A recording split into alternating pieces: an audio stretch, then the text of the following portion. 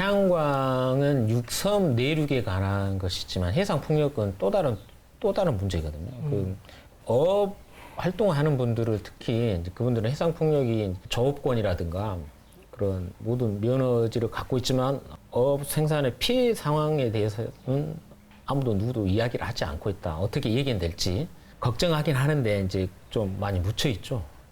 아마도 세계적인 추세도 좀 있고 사실은 우리가 신재생 에너지에 대한 추진 부분은 좀 늦었죠. 좀 더 미리 준비를 했으면 이렇게 당황스러운 이런 경관의 문제냐 아니면 아까 참여율에 대한 참여형이라는 거는 좀 신뢰가 좀 안 가요. 참여 동생도 아니고 참여형이라고 하니까. 제가 독일에 에너지 공부를 하러 한 달 정도 가서 몇 군데 돌아봤는데요. 예를 들면 이런 거죠. 시골 농촌에 우리가 전남의 섬 같은 경우는 면단에 굉장히 넓은 면적이 있잖아요. 그 동네는 태양광을 그렇게 많이 하진 않아요. 물론 독일의 날씨가 안 좋긴 해요. 그래서 대신에 이제 풍력 발전을 밭 가운데 세워서 그 공중에서 생산되는 게 그 밑에 야채들하고 훨씬 더 높은 거죠. 그리고 20년 이상 국가가 의무적으로 사주니까 그렇게 에너지 농사를 겸하고 있는 그다음에 그 풍력 발전기에서 생산되는 해열을 또 이제 축산단지에서 쓰고 있더라고요. 그래서 그런 걸 보면서 그 동네에도 그 하나를 마을 전체가 그걸 합의하는데 8년이 걸렸대요. 뭐가 제일 힘들었느냐 하니까 커피타임이 제일 힘들었다고 이야기를 해요. 근데 실제로 외국의 좀 농어촌 사례는 그런 식으로 가고 있는데 우리처럼 경관을 막대하게 잠식하면서 하고 있지는 않더라는 것. 그렇지 않아도 충분하게 좋은 예는 많더라는 것. 그 에너지 자립섬 하면은 세계에서 가장 뭐 대표적인 데가 덴마크의 쌈소라고 하는 섬인데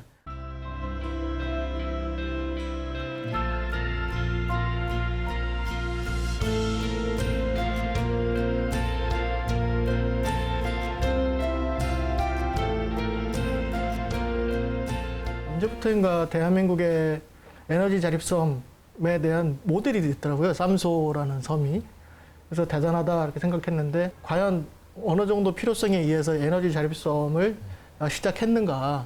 쌈소라는 섬 자체는 굉장히 농업의 섬이었는데 농업을 할 만한 이제 인구가 줄고 뭐 고령화되다 보니까 결국은 생산할 수 있는 능력이 안 되고 그래서 이제 주민들이 합의해서 결국은 이런 에너지 자립섬으로 이제 하자고 이렇게 됐거든요. 그래서 이제는 자체 그 자립뿐만 아니라 그 주변의 섬에도 이렇게 에너지를 공급해주는 그런 역할을 해주는 곳이기도 하고 또 그 섬 자체가 굉장히 또 관광섬으로 돼버렸어요.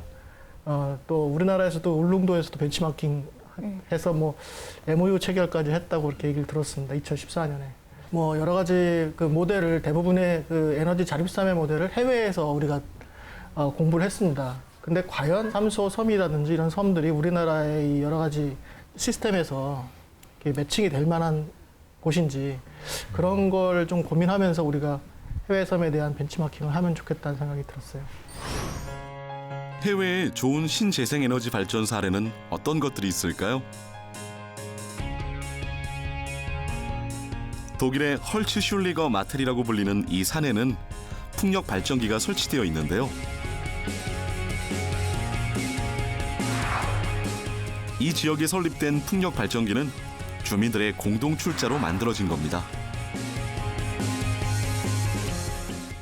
We promised about 6% on a return on investment over the 20 years running time, and so far we've had good years and bad years. The past 10 years, some years were good, some years were bad, and of course we can only give money back.